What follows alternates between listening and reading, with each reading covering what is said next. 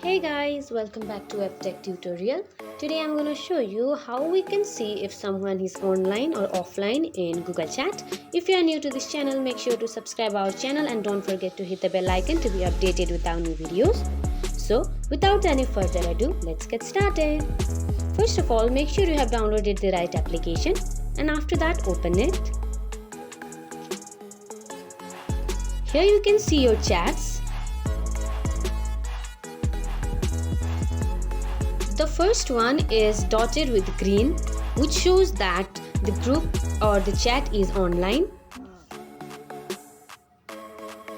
And down there you can see it is not shown green, which means the person is offline. So this is how you know if someone is online or offline in Google Chat. Hope you find this video helpful. If so, don't forget to give us a big thumbs up and we'll see you in next video. Till then, have a good day. Bye bye.